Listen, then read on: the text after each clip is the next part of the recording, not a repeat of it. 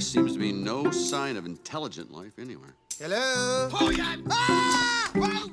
Well, I remember at the very beginning, we talked a lot about the fact that when we were young, we wished that our toys would come alive and then we could talk to them. We all spent time alone in our rooms wanting a friend. And so our toys kind of, we hoped that they could do that. So Toy Story tapped into that. Do you know these life forms? Yes!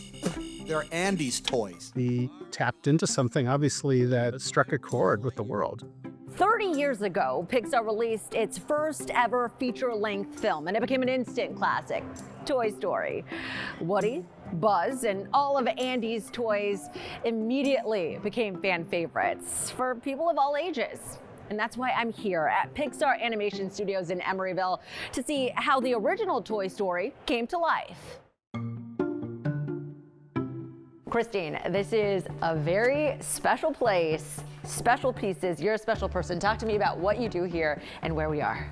This is the Pixar Living Archives, and we collect and preserve the creative heritage of the company, its history, and this is where it is housed. There are things that are very unexpected about the collection. Yeah, and we talk about unexpected about the collection. I do not recognize this man at all, but you're telling me that this is the early drawing of Woody. This is an early drawing of Woody. I must admit, behind the scenes, I refer to him as Scary Woody because I cannot imagine watching a whole movie with a character who resembles that. Over time, we had a lot of different versions of Woody. We moved on from that. Eventually, you come to this Woody, which is pretty final. That's the Woody we know.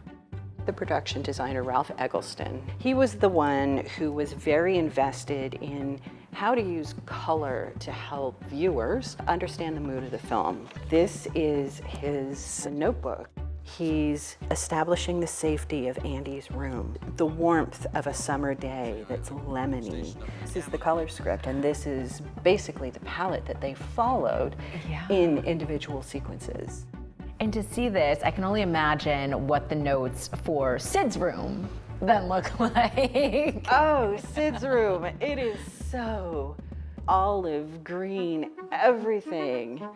Imagine that you are an animator who's going to animate the Green Army men. Their feet are stuck to a platform, and so you can't move them around the way you yourself would walk. So you need something that's gonna help get you in that mood.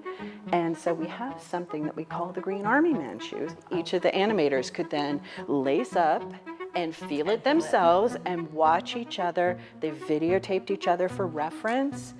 And that is how they made that so faithful. This is Pete Docter's animation mirror.